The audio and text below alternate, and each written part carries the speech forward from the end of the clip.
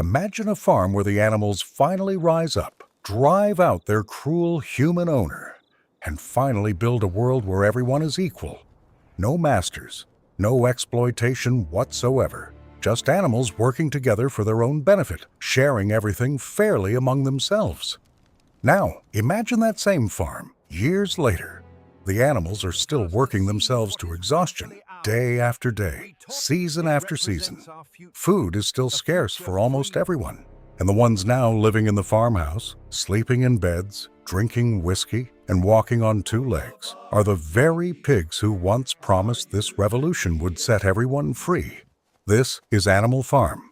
George Orwell published Animal Farm in 1945, and it's barely 100 pages long, short enough to read in a single afternoon, and devastating enough to still be required reading 80 years later, decades after the specific regime it satirized collapsed. It's usually taught as a straightforward allegory for the Russian Revolution and the rise of Stalin. That's true, and we'll walk through exactly how the parallel works, name by name. But Orwell's real target is bigger than one specific revolution. Let's go inside it. Manor Farm is a small farm in rural England, run by a farmer named Mr. Jones, careless, frequently drunk, and increasingly neglectful of the animals in his care. One night, an old, respected boar named Old Major gathers every single animal on the farm into the barn to share a vision that's been forming in his mind for years. He tells them that man is the only real enemy any animal has ever had, that humans produce nothing themselves and survive entirely by taking the labor of animals for their own benefit, giving back only the bare minimum required to keep that labor running. Old Major describes a dream of a world where animals live free of human control, sharing the fruits of their own work equally.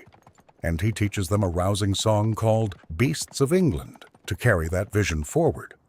Old Major dies just days later, but his ideas don't die with him.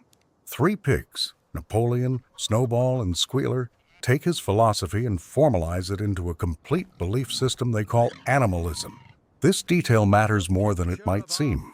From the very beginning, it's the pigs, not the working animals themselves, who control the ideas. They're simply understood to be the cleverest animals on the farm, and nobody questions why that cleverness should also mean they get to interpret and administer the revolution's core beliefs on everyone else's behalf. The rebellion itself happens almost by accident, rather than through careful planning. Mr.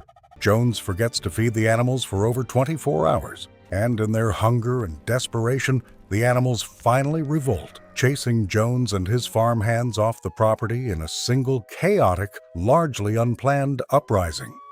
It's a genuinely thrilling moment in the text. The animals burn every whip, bit, and tool that was ever used to control them, and rename the property Animal Farm. The pigs, who've secretly taught themselves to read and write over the preceding months, paint the 7 commandments of animalism on the side of the barn, boiling down their entire philosophy into simple, memorable rules everyone can follow. No animal shall wear clothes, sleep in a bed, drink alcohol, kill another animal, or, most importantly, act like a human being at all. The 7th and most essential commandment reads simply, all animals are equal. It's worth pausing on how quickly this new order settles into familiar patterns of hierarchy, even in its most idealistic early days. The pigs don't seize control through any single dramatic power grab. They simply become, almost by default, the animals who organize committees, who explain the rules to everyone else, who decide which decisions are too complicated for the less literate animals to weigh in on. Snowball, in particular, works hard at this early stage to make animalism genuinely accessible. He distills the entire philosophy down to a simple maxim the less intelligent animals, like the sheep, can actually remember. 4 legs good, 2 legs bad. It's meant as an educational shortcut. It will later become one of the regime's most effective tools of crowd control. In the immediate aftermath of the rebellion, Orwell lets the reader genuinely feel the appeal of what's just happened. The harvest that first year is unexpectedly successful. The animals work with real enthusiasm because, for the first time, they're working for themselves rather than for a human master. Boxer, an enormous, powerful cart horse with more strength than intelligence, throws himself into the labor completely, adopting the personal motto, "I will work harder," a phrase that will carry an increasingly tragic weight as the story goes on. His close companion Clover, another workhorse, embodies the same loyal, hard-working spirit, worried more about the well-being of the group than her own comfort. Not every animal adapts equally to this new order. Molly, a vain, pampered mare who used to pull Mr. Jones's carriage, cares more about ribbons and sugar than about revolutionary ideals, and eventually abandons the farm entirely to be pampered by a new human owner in town. Orwell's quick, cutting portrait of anyone who preferred comfortable submission to genuine, difficult freedom. Benjamin, the donkey, represents almost the opposite failure. He understands exactly what's happening around him, arguably more clearly than any other animal on the farm, but responds with total cynical detachment, cryptically remarking that donkeys live a long time and refusing to meaningfully engage or intervene, even as things start going wrong. The real fracture, though, comes from within the pig's own leadership. Napoleon and Snowball, allies during the revolution itself, increasingly clash over almost every decision about the farm's future. Snowball is idealistic, articulate, and constantly generating ambitious plans, most notably a proposal to build a windmill that would generate electricity and dramatically reduce the animal's workload over time. Napoleon opposes the windmill from the start, arguing the farm should focus entirely on food production instead. Their rivalry isn't really about policy specifics. It's about two fundamentally different relationships to power. Snowball wants to persuade the other animals through argument and vision. Napoleon wants to control them. And every disagreement between the two becomes, in retrospect, a small rehearsal for the much larger seizure of power still to come. The turning point of the entire novel arrives during the vote on whether to build Snowball's windmill. Snowball delivers a passionate, convincing speech to the assembled animals. Napoleon offers only a brief, unremarkable response, and then makes a strange, sudden noise. 9 enormous, ferocious dogs burst into the barn and chase Snowball off the farm entirely, and the animals realize, too late, that these are the very puppies Napoleon quietly confiscated from their mothers months earlier, supposedly to educate them privately. He had, in fact, been secretly raising his own private loyal attack force this entire time, waiting for exactly this moment. With Snowball violently exiled and his private army now visibly enforcing his will, Napoleon announces that there will be no more Sunday debates or votes of any kind. From this point forward, he declares, a specially selected committee of pigs, led by himself, will make every decision for the good of the farm. This is the exact moment representative democracy on Animal Farm dies, and Orwell is careful to show that it happens through raw intimidation rather than persuasion. The animals don't agree to this new arrangement. They simply become too frightened of the dogs to object. Notice, too, how quickly the sheep are deployed at this exact moment. Whenever debate threatens to actually happen, whenever an animal starts asking an inconvenient question, the sheep begin bleating, 4 legs good, 2 legs bad, in unison, drowning out the conversation entirely.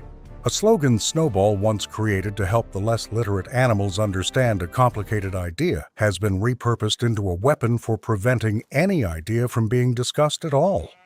What follows is one of the novel's most chilling developments. Napoleon reverses his earlier opposition to the windmill and claims, with total confidence, that it was actually his idea all along, supposedly stolen and sabotaged by the now exiled Snowball. This becomes the essential template for how Napoleon's regime will function from here forward. Every hardship, every failure, every broken promise gets blamed on Snowball, who conveniently can never return to defend himself or contradict the accusation. When a violent storm eventually topples the half-built windmill, Napoleon doesn't accept that the animals simply built the walls too thin. He declares that Snowball snuck back onto the farm in the night specifically to destroy it, and uses that accusation to launch a full purge, during which any animal suspected of secret loyalty to Snowball is dragged forward and executed on the spot by Napoleon's dogs, in front of the entire terrified farm. Once fear has fully replaced persuasion as the mechanism of control, Orwell shows, with almost surgical precision, exactly how a regime maintains power once genuine consent has been abandoned. Not through one dramatic betrayal, but through hundreds of small, almost unnoticeable adjustments, each one just plausible enough to swallow on its own. Squealer, a small, quick-tongued pig who functions as Napoleon's chief spokesman and propagandist, becomes essential to this entire process of quiet, gradual persuasion. Whenever the animals notice something troubling, the pigs moving into the farmhouse, sleeping in actual beds, drinking alcohol, none of which seem to match the founding principles of animalism, Squealer arrives with an explanation so confident and rapid-fire that the animals, most of whom can barely read and have no real way to check facts against the original commandments, simply accept it. He's a master of a very specific kind of manipulation, not outright denial, but reframing. The pigs aren't breaking the rule against sleeping in beds, Squealer explains.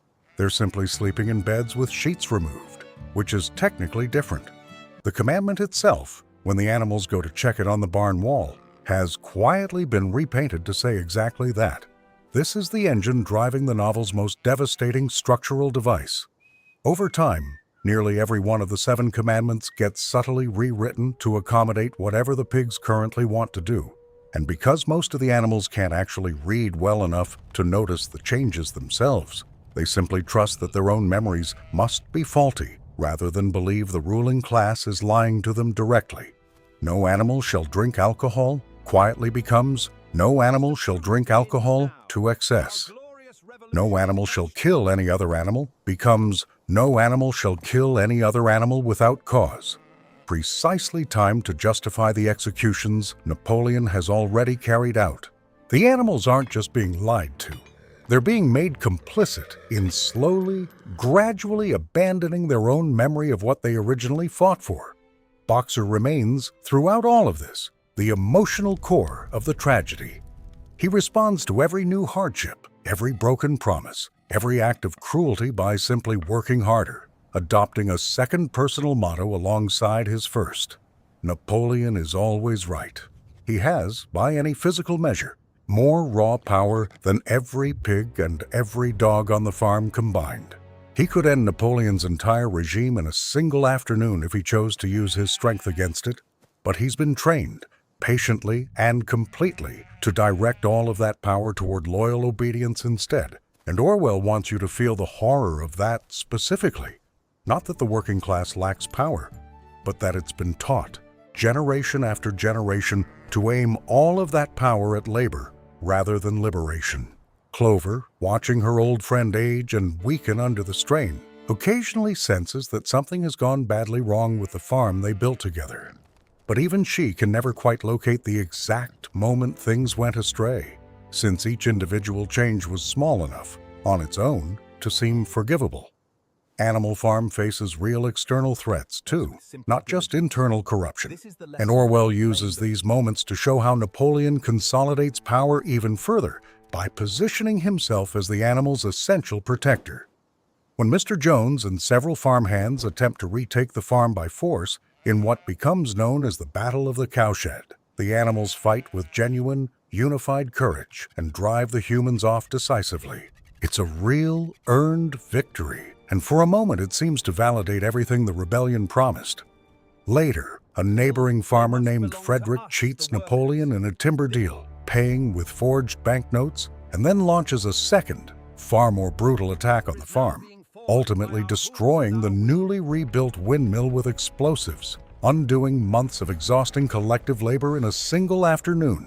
The animals win this battle too, but at enormous cost. Several are killed, and Boxer himself is badly wounded, his tremendous strength beginning, for the first time, to visibly fail him. The novel's most quietly devastating scene follows soon after the second battle. While straining to finish yet another rebuilding project, Boxer collapses, his lungs damaged beyond recovery from decades of relentless, uncomplaining labor. The pigs assure the other animals that Boxer will be sent away to receive proper medical treatment, and a van does indeed arrive to take him. Only one animal, the ever-perceptive but ever-detached Benjamin, actually reads the writing on the side of that van and realizes, with sudden horror, that it belongs to a horse slaughterer, not a veterinarian. Boxer is dragged away while the other animals scream and beg him to escape, and he's simply too weak and too fundamentally unable to disobey after a lifetime of trained loyalty to resist even now. Squealer later announces to the farm that Boxer died peacefully in a hospital, surrounded by care, his last words a tribute to Animal Farm and Napoleon's leadership. A complete fabrication the exhausted, grieving animals have no way to disprove, and, by this point, no real appetite left to question. Years pass. The farm grows larger, more prosperous by certain measures, and completely unrecognizable from the vision old Major originally described. The pigs increasingly adopt every trait animalism was founded specifically to reject. They walk upright on two legs, they wear clothes, they carry whips, they drink to excess, and they conduct business directly with neighboring human farmers. The exact class of beings the entire rebellion was fought to eliminate. The 7 Commandments, through years of incremental editing, have been reduced to a single sentence painted on the barn wall, replacing everything that came before it. All animals are equal, but some animals are more equal than others. It's one of the most quoted lines in all of English literature specifically because of how precisely it captures the entire mechanism of the novel. Language doesn't just describe reality in Orwell's world. It actively reshapes what animals are willing to believe is true, one small, grammatically absurd contradiction at a time. In the novel's final scene, several of the neighboring human farmers, including Frederick's rival Pilkington, are invited into the farmhouse for a card game and a drink with the pigs.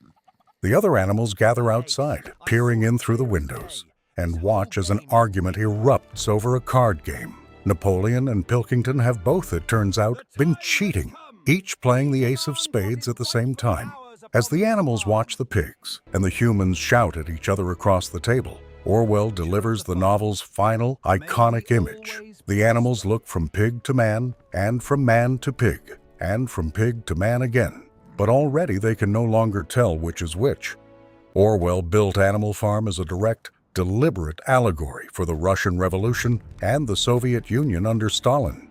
And once you know the mapping, it's almost impossible to unsee. Old Major combines elements of Karl Marx and Vladimir Lenin, the visionary theorist whose ideas ignite a revolution he doesn't personally live to see corrupted. Snowball stands in for Leon Trotsky, the passionate, idealistic revolutionary eventually exiled and discredited by his former ally. Napoleon is unmistakably Stalin, patient, ruthless, uninterested in genuine debate, consolidating total control through fear, propaganda, and a private, loyal enforcement apparatus. Squealer represents state propaganda itself, the mechanism by which official truth gets manufactured and revised in real time. Boxer represents the enormous, exploited working class that built the actual physical infrastructure of the Soviet state, and received, in the end, almost nothing for it. Mr. Jones, the neglectful original farmer, stands in for Tsar Nicholas II, whose failures made the initial revolution possible in the first place. Even smaller details carry specific historical weight once you look closely. The character Moses, a raven who tells the animals stories of a paradise called Sugar Candy Mountain waiting for them after death, represents institutionalized religion, dismissed early on by the revolution as a tool used to pacify the oppressed, then quietly readmitted by Napoleon later, once he realizes a population distracted by promises of a better afterlife is easier to control than one still hoping for change in this one. Frederick's attack using forged banknotes mirrors the Molotov-Ribbentrop Pact and Nazi Germany's eventual betrayal of that agreement, while the earlier failed uprisings on neighboring farms echo the abortive revolutionary movements that briefly flared up in Hungary and Germany during the same period. Orwell wasn't simply writing a loose fable. He was compressing roughly 3 decades of specific Soviet history into a structure short enough to read in one sitting. But Orwell, who considered himself a committed democratic socialist his entire life, wasn't writing Animal Farm to argue that revolution itself is pointless, or that hierarchy is simply inevitable and unavoidable. He wrote it specifically because he'd watched, with genuine anguish, as a revolution built on real, legitimate grievances against real oppression, curdled into exactly the kind of tyranny it had promised to eliminate. And he wanted to isolate the precise mechanism by which that happens, so readers could recognize it happening again, in any context, regardless of which side of a political spectrum it emerges from. That mechanism, distilled to its core, is this: revolutions don't usually fail because the original cause was wrong. They fail because the people who end up controlling the revolution's language, its record-keeping, its access to information, and its monopoly on organized force inevitably use those tools to protect their own position, one small, reasonable-sounding justification at a time, until the gap between the founding ideals and the lived reality becomes so wide that the animals living inside it can no longer even remember what they were actually promised in the first place. The tragedy isn't that the pigs wanted power. Almost anyone in their position might have wanted the same. The tragedy is that nothing in the system the animals built together gave anyone else the tools to stop them once that wanting began. Animal Farm works as a precise historical allegory for one specific revolution, but Orwell was explicit, even at the time, that he intended it to apply far more broadly than that.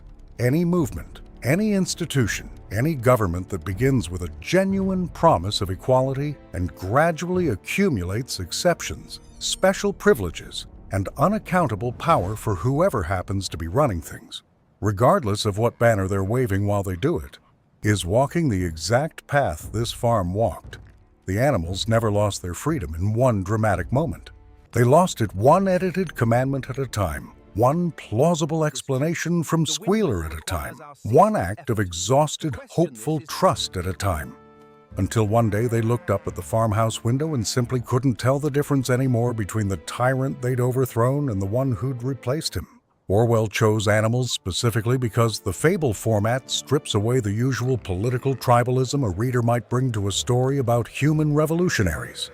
Nobody has to decide whether they're on Napoleon's side or Snowball's side before they can see, plainly, what's actually happening to Boxer. If this breakdown helped the story click for you, subscribe. We're going through the books your teacher assigned, but nobody actually explained. Next up, a childhood on trial, a father defending the wrong side of a small southern town, and a daughter learning exactly what that costs him. See you there.